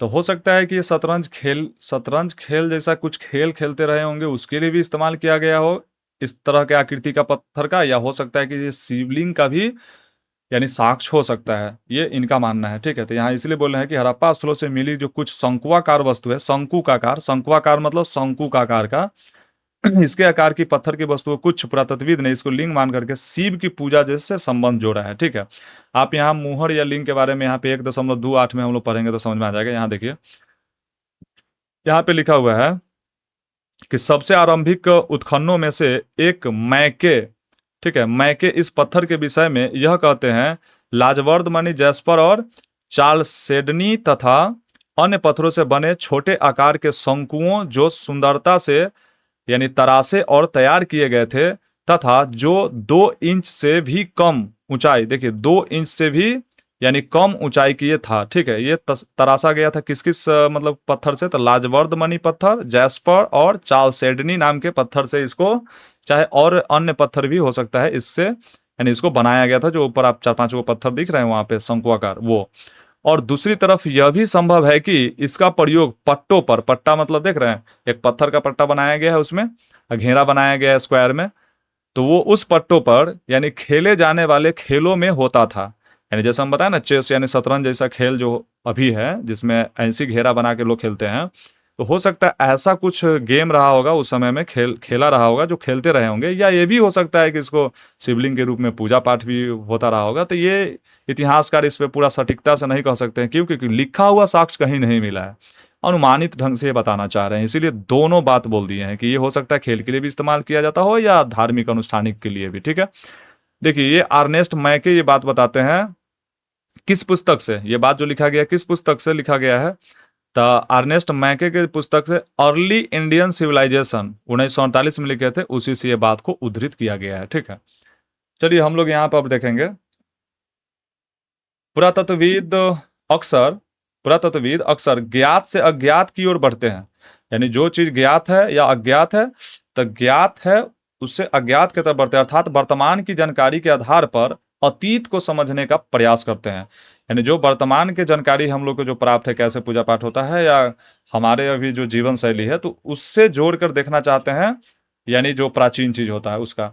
और यह तरीका सामान्य वस्तुओं जैसे में चक्की, ठीक है, यह जो तरीका है सामान्य वस्तु पे लागू होता है, जैसे चक्की, चक्की आज भी है, उस समय भी चक्की था लेकिन हाथ से पीसने वाला, ठीक है, या बर्तन आदि, इसके लिए तो ठीक हो सकता है, लेकिन धार्मिक प्रतीकों की इस यानी व्याख्या में यह हमेशा सही नहीं होता है। देखिए, पुरातत्वविद जो है वो रोजमर्रा की जिंदगी में उपयोग होने वाले चीज को आज से जोड़ के देखेंगे तो चलिए जहां तक बोला जाएगा कि हाँ ये बात एकदम परफेक्ट सही है, जैसे चक्की आज भी है, चक्की उस समय में भी था। लेकिन कुछ धार्मिक चीज के प्रतीक को अगर देखा जाए, व्याख्या किया जाए, तो ये हमेशा के लिए सही नहीं होता, यानी इसको ज्यादा सही नहीं माना जाएगा, इसको पूरा प्रूफ दैट पे नहीं माना जाएगा। लेकिन हाँ, चक्की बर्तन उस समय में भी इस्तेमाल होता था, आज भी चक्की बर्तन का इस्तेमाल होता है, तो ये फिक्स है कि हाँ चक्की वहां मिला था, वो आटा पीसने के लिए या मसाला कूटने पीसने के लिए वो इस्तेमाल करते रहे होंगे, वो एकदम से प्रूफेबल बात है, इसको लोग बोल सकते हैं, एकदम सटीकता दे सकते हैं। लेकिन धार्मिक वाला में थोड़ा कंफ्यूजन रखते हैं विद्वान लोग। और उदाहरण के लिए कुछ मुहरों पर बनी योग मुद्रा वाली आकृति को आद्य शिव कहा गया है। तो ये बात हम लोग पीछे भी देखे हैं, जो योग मुद्रा वाली जो आकृति बनल है इसको क्या कहा गया है, आद्य शिव, जो आरंभिक शिव, आरंभिक मतलब शुरुआती शिव को दर्शाना। ठीक है, आद्य शिव का आधार जो था बाद में हिंदू धर्म में लगभग, ठीक, सॉरी लगभग करें मतलब बाद में हिंदू धर्म में इसको भगवान शिव की योगी और पशुपति यानी माना गया है। हाँ, तो इसी आद्य को आगे चल करके आद्य शिव को यानी कि भगवान शिव या पशुपतिनाथ यानी पशुपति भी इनको कहा गया है, ऐसा लेखक को मानना है। लेकिन सबसे आरंभिक धार्मिक ग्रंथ ऋग्वेद को अगर लिया जाए, लगभग जो 1500 से 1000 ईसा पूर्व के बीच जो संकलित था, उसमें ये वर्णित है रुद्र के बारे में। ठीक है, एक रुद्र शब्द के बारे में वर्णित है, जिसका मतलब होता है, जिसके बाद में शिव से जोड़ा गया। ठीक है, रुद्र, रुद्र रूप उन्हीं का है, यानी कि रुद्र नाम भी उन्हीं का है शिव का। तो रुद्र नाम कहाँ मिलता है, तो आपको मिलता है किस ग्रंथ में, ऋग्वेद में। ठीक है, एक धार्मिक ग्रंथ है ऋग्वेद, जो 1500 से 1000 ईसा पूर्व के बीच में लिखा गया था, संकलित किया गया था।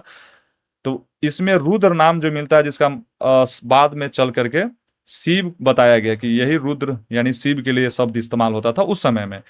और तो यानी यहाँ पे कह रहा है रुद्र को न तो, देखिए कोष्ट देके लिखा हुआ रहता है ना, वो समझाया गया रहता है बगल वाले शब्द के लिए, तो यहाँ यहाँ यहाँ से सीधा पढ़ेंगे, रुद्र को न तो पशुपति कहा गया और न ही योगी के रूप में दिखाया गया। किसमें, मतलब धार्मिक ग्रंथ ऋग्वेद में रुद्र जैसा चीज को शिव से नहीं जोड़ा गया हुआ है।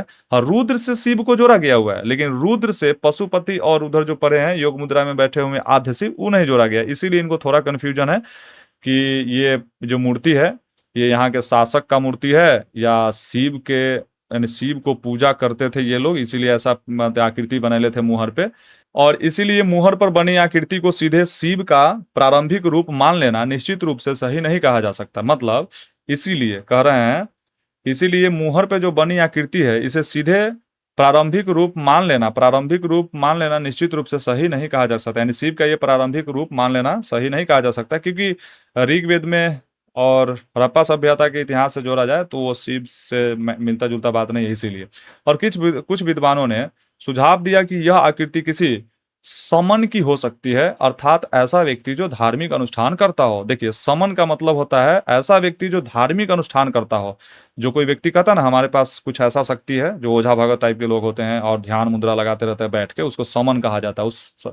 ठीक है, समन शब्द का मतलब होता है जो ध्यान मुद्रा में बैठ के और जिसके पास कहे कि हमको पास कुछ शक्ति है जो हम आपको झाड़ फूक करेंगे तो आपको ठीक हो जाएगा, तो ऐसे व्यक्ति को समन कहा गया। तो हो सकता है कि हड़प्पा सभ्यता में जो ऐसे व्यक्ति को बैठा हुआ दिखाया गया ये शिव ना होकर समन रहा होगा। समन मतलब ऐसा व्यक्ति जो धार्मिक अनुष्ठान करता हो। ठीक है, ये चीज है। सारे टॉपिक आज खत्म हो गया।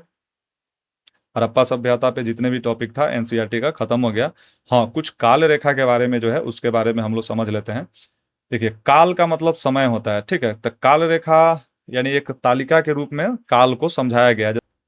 देखिए, 20 लाख वर्ष ईसा पूर्व, 20 लाख वर्ष ईसा पूर्व का जो हम लोग अभी इतिहास पढ़ेंगे, इसका मतलब क्या है? तो इसका मतलब है कि वो इतिहास जिस वक्त से इंसानी मतलब कि इंसान का आगमन हो रहा था, वो काल 20 लाख वर्ष ईसा पूर्व, इंसान का आगमन काल यही है। यहाँ पे इंसान धरती पे आ चुके थे 20 लाख साल पहले, लेकिन इंसान को इंसान आप मतलब इस इंसान को आप इंसान नहीं किए। 20 लाख साल पहले जो आया था मतलब इस धरती पे इंसान मतलब थे, तो वो इंसान थे ही नहीं। जैसे जानवर में कोई बेटा बेटी नहीं होता है ना, कि बेटा बेटी पत्नी के पता नहीं चलता है, उसमें जानवर में सेम इस इंसान में भी वही था। उस मतलब कि इतना मतलब कि आदि मानव थे ये सब। कच्चा भोजन करना, सिर्फ भोजन पेट भरने के लिए, मतलब बड़े बड़े मतलब शिकार करना, और वो भी मतलब समूह में नहीं, अकेले कहीं पे घूमना ना, बोले कि जानवर के तरह मतलब इसका पूरा बिहेवियर था। पता नहीं चलता किसका बेटा बेटी कौन है। मतलब सामूहिक रूप से सब लोग नहीं रहते थे गृहवास में, जैसे अभी सिस्टमेटिक ढंग से बहुत चीज़ है। तो नॉलेज आने के बाद इंसान में इतना हुआ है। इस समय का हम बात कर रहे हैं, 20 लाख साल पहले का बात कर रहे हैं कि एक जानवर के तरह लोग रहते थे। ठीक है, तो एक पॉइंट यहाँ से आपको बनता है कि यहाँ पे सिर्फ ये शिकार करते थे। यानी 20 लाख पहले लोग क्या करते थे? सिर्फ शिकार करते थे भोजन के लिए, पेट भरने के लिए, चाहे जैसे भी पेट भर जाए। दूसरा कि एक समूह में नहीं रहते थे ये सब। ठीक है, फुटकल फुटकल जहीं तहीं। और तीसरा पॉइंट क्या इसमें कि आपको लिखना है, अगर इस पॉइंट अगर लिखना जो जरूरी ही है, लिख लीजिए ऐसे। तो एक सोहन घाटी में ये सब सभ्यता पनपे थे। मतलब ये 20 लाख साल पहले इंसान वाला सोहन घाटी लिख लीजिए, बहुत पुराना इतिहास है। ये सब खैर एग्जाम में 12th के एग्जाम में जो इतना डिटेलिंग नहीं पूछेगा आपको, लेकिन हाँ कंपटीशन लेवल तक में ये सब बात पढ़ना है। सोहन घाटी में ये लोग आदि मानव रहते थे। पहली सबसे प्रथम आदमी के आरंभिक चरण को बात किया जाए तो कौन घाटी? सोहन घाटी। ठीक है, आगे इसमें हम लोग अब देखेंगे 80,000 साल पहले जो मध्य पूरा पाषाण काल है। देखिए, पाषाण का मतलब होता है पत्थर। ठीक है, और पूरा का मतलब पुराना। तो यानी ये पुराना इतिहास में सिर्फ पत्थर का औजार लोग पुराने समय में इस्तेमाल करते थे, इसीलिए इसको नाम पड़ गया था पूरा पाषाण। तांबा का इस्तेमाल करते थे लोग, तो इसीलिए ताम्रकाल भी नाम पड़ गया था ताम्र पाषाण, यानी तांबा के साथ पत्थर का इस्तेमाल करना औजार में, ताम्र पाषाणिक। ठीक है, तो ये सब चीज़ है। तो यहाँ पे 80,000 साल वाला जो बात है ना, आप इसको पे गौर कीजिए। अब कॉपी कलम उठाकर इसको लिखिए। ठीक है, बहुत इंपॉर्टेंट है। कह कि इसमें ना यानी शिकार के तकनीक थोड़ा सुधर गया था। देखिए, पहले हम आपको जो बताए हैं 20,000 लाख वाला में, तो इसमें पत्थर का इस्तेमाल इसमें भी किया जाता था, लेकिन बड़े बड़े पत्थर हुआ करता था। जैसे पुराने जमाने के फोन सब देखिए, बड़ा बड़ा टेलीफोन सब सीधा होता था तार वाला। आज छोटे छोटे फोन आ गया, अब तो हैंड वॉच से भी बात कर सकते हैं। यानी कहने का मतलब टेक्नोलॉजी बढ़ने के बाद छोटा हो जाता है, मतलब उस चीज का साइज धीरे धीरे धीरे धीरे छोटा होते जाता है, कोई भी उपकरण का साइज, ठीक है। तो उसी प्रकार से ये सब औजार नॉलेज नहीं था तो बड़े बड़े औजार बनाते थे। आधार वाला ज्यादा नहीं होता था, तो कुछ काच के मार उड़ के कहीं सो ओकरा काट उठ के खा जाते होंगे, मतलब काटना कहते हैं, सॉरी, थूर थार के काटने के लिए तो उसके पास रहना चाहिए ना, कुछ काटने वाला औजार नहीं था ना। तो उसको थूर थार के बड़का पत्थर उथर फोड़ लेंगे, सीधा पटक उटक के मार उड़ के खा जाएंगे ऐसे। लेकिन जब 80,000 साल पहले की बात किया जाए, जब कुछ समय आगे बढ़ा, तब थोड़ा छोटा औजार और नोकीला औजार, ठीक है, जिसे भोंक भांक किया जा सके। अब तो ये सब करके मतलब इसमें औजार थोड़ा आ गया क्या, छोटा। आप इसमें पॉइंट अगर कीजिएगा कवर, तो इसमें छोटा औजार का इस्तेमाल होता था, इसमें बड़ा औजार का पत्थर का इस्तेमाल होता था। उसमें सिर्फ लोग खाने से मतलब रखे, और किसी का मतलब नहीं रखे, कौन केकर बेटा बेटी जैसे जानवर की तरह, मतलब कोई कहीं बउआ रहा है ऐसे, मतलब ठीक है। और हम लोग इसमें देखेंगे बस सीधा में, इसमें तकनीकी सुधरने की वजह से हम आपको बताएं कि इसमें छोटा औजार लोग प्रयोग करते थे, और इसमें लोग मानव अब समूह में रहने लगे।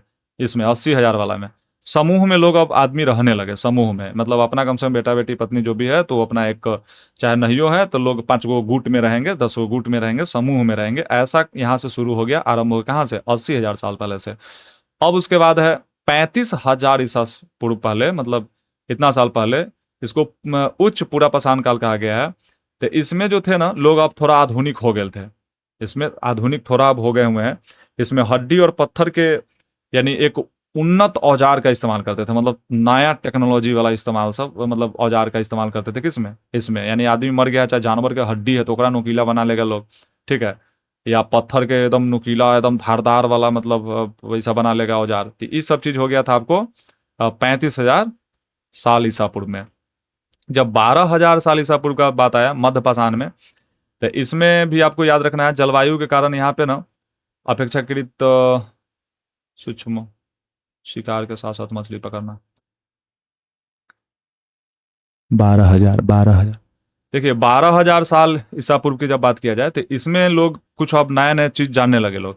देखिए, अब इतने जानवर के साथ साथ अब मछली पकड़ना भी सीख गए, क्योंकि लोग समुद्र उमुद्र के किनारे में रहते थे और नदी उदी किनारे में थे, इसलिए अब लोग मछली पकड़ना भी 12,000 साल वाला में सीख गए, ठीक है, मछली पकड़ना। और दूसरा, निवास भी शुरुआत इसी वाला काल में कर दी है, ठीक है, निवास इस वाला काल में, मतलब कि निवास वाला जो बात है, मतलब कहने का मतलब, देखिए, 35,000 और 80,000 से नहीं शुरू हो गया, 20 लाख वर्ष पहले तो इंसान जानवर की तरह रहते थे, जहीं तहीं सिर्फ भोजन किए, ओकरा बाद कोई दूसरा बातें नहीं था, कोई दूसरा नहीं उसमें। लेकिन 80,000 वाला में थोड़ा ये था कि कम से कम लोग एक सामूहिक के रूप में रहेंगे, और एक धारदार औजार सब बना लिया था।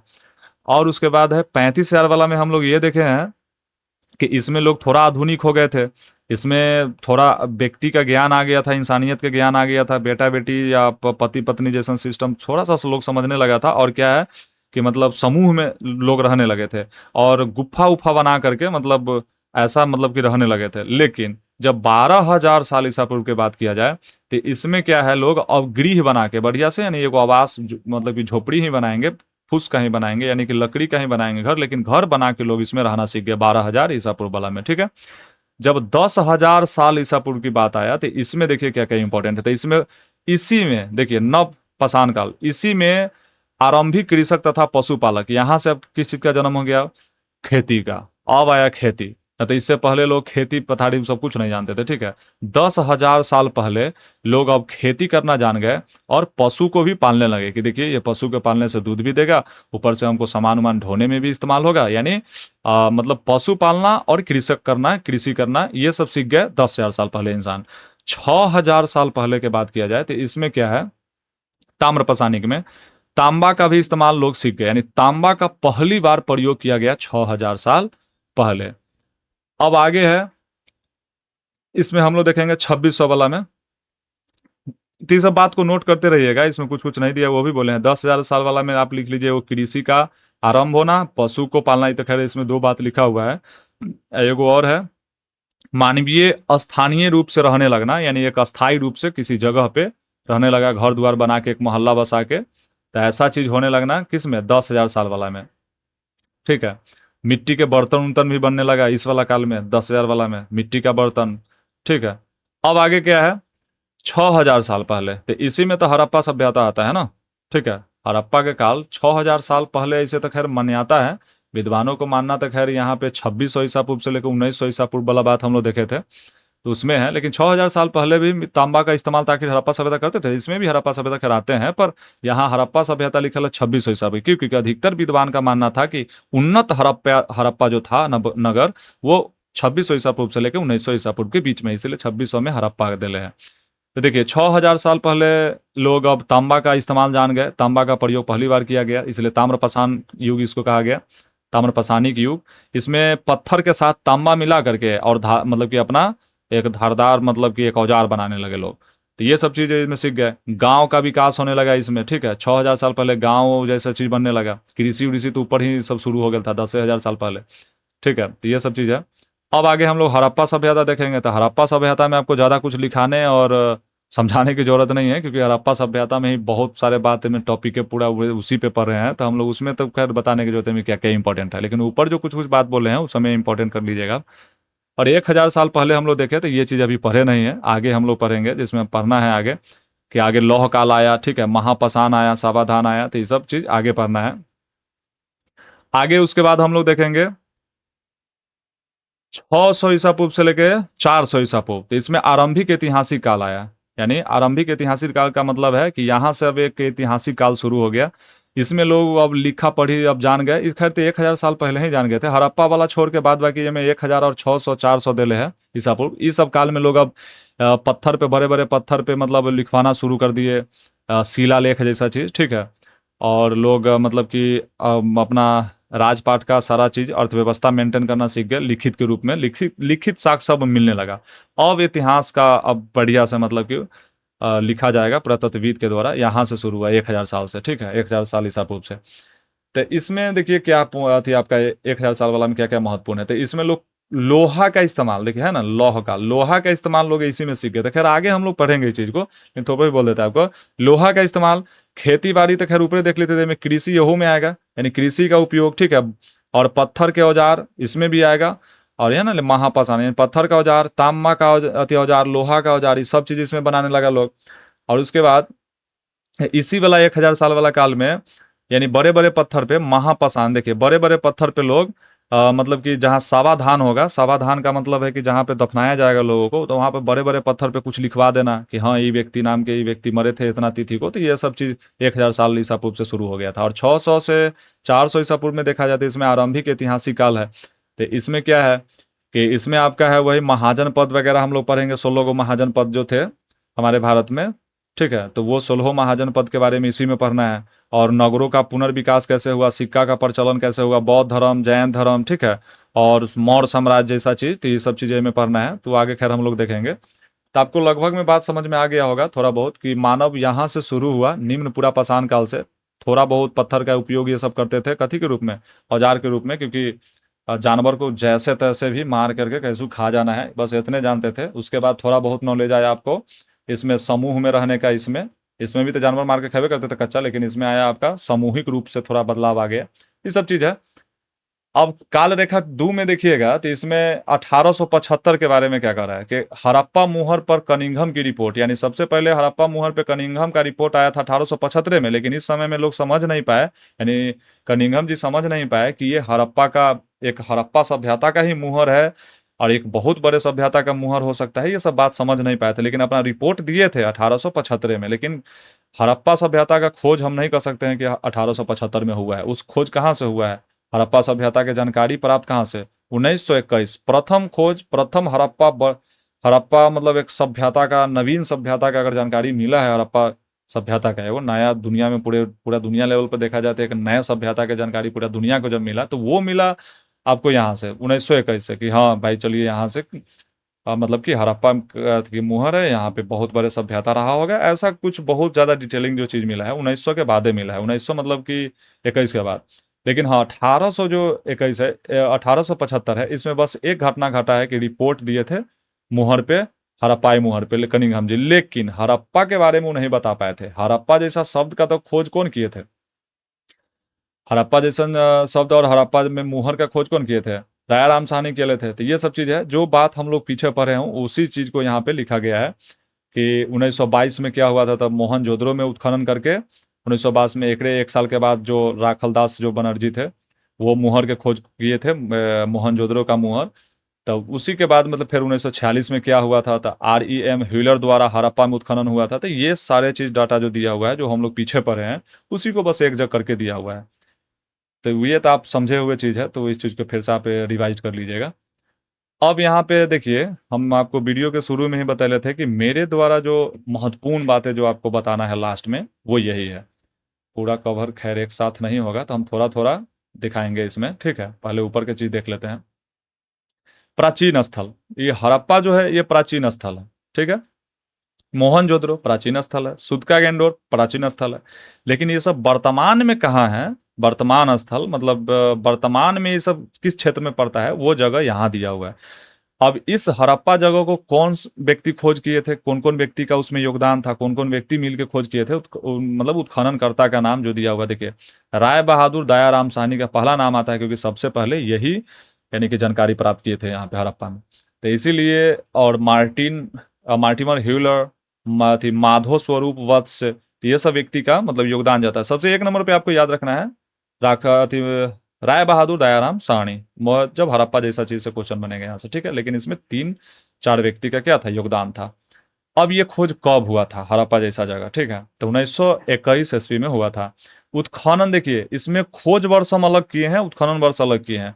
ये चीज आपको बहुत कम में जगह मिलेगा देखने को, अब बड़ा कंफ्यूजन वाला चीज है, इसीलिए हम इस चीज को बहुत क्लियर किए हैं कि देखिए, वो खोज हुआ था हड़प्पा सभ्यता का 1921 में, और उत्खनन भी हुआ था 1921 में। फिर यहाँ पे मोहनजोदड़ो में जो उत्खनन हुआ था, अब मोहनजोदड़ो का खोज हुआ था 22 में, उत्खनन भी 22 में। फिर यहाँ पे सुदका गेंडोर के देखा जाए तो यहाँ भी उत्खनन हुआ था और खोज हुआ था, नहीं देखिए, खोज हुआ था 1927 में, उत्खनन हुआ था 1962 में। ये देखिए अलग अलग चीजें हैं। जब आपसे क्वेश्चन पूछा जाए कि सुदका गेंडोर का खोज वर्ष बताइए, यानी खोज कब हुआ था सुदका गेंडोर जगह का, स्थल का, तब 1927 बताना है। लेकिन यहाँ पे उत्खनन यानी खोज हो गया था पहले ही 1927 में, लेकिन उत्खनन हुआ था बाद में, यानी बाद में वहां पे खनन हुआ एक बार। अब देखिए, इतना बड़ा सभ्यता को एक के साथ कैसे खन देगा लोग, तो इसीलिए बाद बाद में भी खाना गया था, तो इसीलिए 1962 में खनन हुआ था, लेकिन उसका खोज पहले ही हो चुका था। तो देखिए, खनन और खोज में अंतर है, इसलिए आप इस अंतर को समझिए। इसलिए हम पूरा चीज को हम देखिए डिटेलिंग दे दिए हैं। अब बगल में देखिए, तो देखिए प्रमुख नदी को भी देख लेते हैं। हड़प्पा जो है, हड़प्पा किस नदी के किनारे बसल था, ये हड़प्पा नाम के स्थल, तो रावी नदी। मोहनजोदड़ो सिंधु नदी, ठीक है। सुदका गेंडोर दास्क नदी, सिंधु नदी, ये सब नदी का नाम है, ठीक है। घग्गर नदी, तो ये सारे नदी है। अब यहाँ पे जो आपको नदी का नाम भी यहाँ पे देखने को मिल गया, उत्खनन वर्ष भी मिल गया अलग अलग, खोज वर्ष हम अलग कर दिए हैं, खोजकर्ता का नाम है, वर्तमान क्षेत्र, प्राचीन क्षेत्र, सारा डिटेलिंग दे दिए हैं। और प्राप्त साक्ष्य, यानी हड़प्पा सभ्यता में, यानी ये व्यक्ति जब खोज किए, राय बहादुर दयाराम साहनी, तो 1921 में जब ये खोज हुआ, उत्खनन इसका 1921 में हुआ, ये रावी नदी के किनारे बसल था। तब यहाँ पे क्या क्या चीज मिले थे, आखिर जब वहां उत्खनन होगा तो कुछ तो मिलेगा ना, तो वहां पे वो भी चीज दिए हैं। देखिए, अन्नागार यहाँ पे मिला था, कुम्हार का चाक मिला था, अन्नागार कुम्हार का, इनमें सब इंपॉर्टेंट है। हम किसको अंडरलाइन करें, सारा अंडरलाइन कर लीजिए, सारा के सारा क्या है, इंपॉर्टेंट है। अन्नागार, कुम्हार का चाक, श्रमिक आवास, मातृ देवी की मूर्ति, ठीक है, और वली युक्त चबूतरे, और वली युक्त चबूतरे, तो ये सारे चीज कहाँ मिले थे, यानी यहाँ पे मिले थे। उसके बाद है कांस की गाड़ी, यानी कांसा का बना हुआ गाड़ी, लकड़ी की ओखली, लकड़ी की ताबूत, ठीक है। उसके बाद पारदर्शी वस्त्र पहने हुए एक मूर्ति, RH-37 कब्रिस्तान, यानी कब्रिस्तान जो RH-37 मिला था वो यहीं मिला था हड़प्पा में, यानी हड़प्पा में कब्रिस्तान बहुत बड़े लेवल का कब्रिस्तान था। देखिए एक चीज आपको हम बताते हैं, यहाँ पे जो मोहनजोदड़ो लिखा हुआ है ना, मोहनजोदड़ो का मतलब होता है मृतकों की टीला, मृतकों की टीला इसका मतलब होता है, यानी कि मरा हुआ का टीला। लेकिन वास्तव में यहाँ पे कोई कब्रिस्तान नहीं मिला है, यानी नाम है मृतकों की टीला, लेकिन वास्तव में यहाँ पे कोई कब्रिस्तान जैसा चीज का साक्ष्य वहाँ नहीं मिला है। हाँ, एक जगह ढेर मिला था, 16 गो व्यक्ति का जो मतलब कि कंकाल मिला था, वो मिला था, लेकिन यहाँ पे कोई ऐसा टीला नहीं मिला है, मतलब उसमें जगह नहीं मिला है कब्रिस्तान जैसा कि बहुत वहाँ पे कंकाल मिला हो। ठीक है, तो ये चीज यहाँ लेकिन नाम है क्या, मृतकों की टीला, लेकिन वास्तव में मृतक यहाँ उतना मिले नहीं है। RH-37 नाम के जो कब्रिस्तान था, तो कब्रिस्तान में तो समझ लो कि लाखों सैकड़ा हजारों में वहां पे लोग दफनाया गया होगा। तो ऐसा चीज हड़प्पा में मिला है, मोहनजोदड़ो में बहुत कम। एक जगह सिर्फ 16 आदमी का वो साक्ष्य, हम लोग पीछे पढ़े हुए थे भी टॉपिक में, ठीक है। देखिए इतना सारा बात को आप जब पढ़ लेते हैं, हम इसको फिर नीचे भी कर देते हैं, आप इसको वीडियो को रोक रोक कर इस चीज को लिख लीजिएगा, बहुत इंपॉर्टेंट है। जब हम लोग ये वीडियो जब खत्म होता है, आज तो सेशन पूरा पूरा हो गया, मतलब कि हम लोग इस पे 5 वीडियो हम लोग देखे हैं हड़प्पा सभ्यता पे, और ये पांचों वीडियो के बाद जो छठा वीडियो इस पे आएगा, छठा वीडियो, वो वीडियो होगा और टेस्ट सीरीज होगा, ठीक है। उसमें आपको पहले बिहार बोर्ड से जो क्वेश्चन होगा, ठीक है, बिहार बोर्ड, यूपी बोर्ड, जो मतलब बोर्ड क्वेश्चन जो होगा, बोर्ड लेवल का जो इंपॉर्टेंट क्वेश्चन होगा बोर्ड लेवल का, वो पहले हम लोग उसमें देखेंगे कुछ प्रश्न, और उसके बाद जो कॉम्पिटेटिव लेवल का जो क्वेश्चन होता है वो भी देखेंगे। यानी बात ऐसा है कि मतलब उसमें सब चीज रहेगा, ठीक है। जो इसके बाद हम वीडियो सीरीज लाएंगे, पता है उसमें क्वेश्चन आपसे तभी बनेगा जब ये आप जो भी मान सारणी हम जो यहाँ से बता रहे हैं आपको, 1 से लेके करीबन 20 को है, देख लीजिए, है ना, 20 को मांडा तक, इसको आप बढ़िया से क्लियर कर लेंगे, और पीछे का जितना टॉपिक हम पढ़ाए हैं वो सारे जब क्लियर कर लेते हैं, तब आने वाले जो वीडियो सेशन है टेस्ट सीरीज पे, तब जाके एक एक क्वेश्चन उससे मतलब बनेगा, ठीक है ना। तो आपको ऐसा लगेगा ये चीज हम कब पढ़े हैं, मतलब ये पढ़े हैं कि नहीं पढ़े हैं, यानी पढ़े भी हैं कि नहीं पढ़े हैं, ये आपको लगवे नहीं करेगा कि यार ये सब कहाँ हम पढ़े हैं इस वीडियो में। लेकिन आप वीडियो गौर से देखिएगा, नोट बनाइएगा, जितना चीज हम दिए आपको, तो मेहनत भी बहुत हम बचा दिए, क्योंकि मेहनत भी करने की ज़्यादा जरूरत नहीं है। हम वन लाइनर नोट आपको ऑलरेडी हम इस पढ़ा ही रहे हैं, तो आपको सिर्फ उतार लेना है घर पे, बस एक बार वीडियो दोबारा देखने की जरूरत नहीं, बस एक बार आप देखेंगे तो आपको याद हो जाएगा। और नहीं तो आपको लगता है कि भाई हम कुछ चीज़ भूल गए हुए हैं, क्योंकि हर लाइन में हम बात को समझाए हुए हैं, तो फिर से उसको रिवीजन के लिए फिर से वीडियो मतलब कि वीडियो को देख लीजिए। उसके बाद आप क्या करना है, मतलब मेरा बात अब बस ये कहना है कि हम जितना अभी तक पढ़ाए हैं वो सारी चीज़ को आप क्या कीजिए कि रिवीजन कीजिए। उसके बाद जो वीडियो सेशन आता है उसमें क्वेश्चन को बनाइए, ठीक है। क्वेश्चन बनाने से चैप्टर क्लियर होगा, सिर्फ चैप्टर पढ़ने से नहीं होगा, क्वेश्चन बनाने से भी चैप्टर क्लियर होता है। कुछ क्वेश्चन ऐसे होंगे जो इस चैप्टर में लगेगा कि सही बात है कि हम ये चीज कहीं देखे भी है कि नहीं देखे हैं।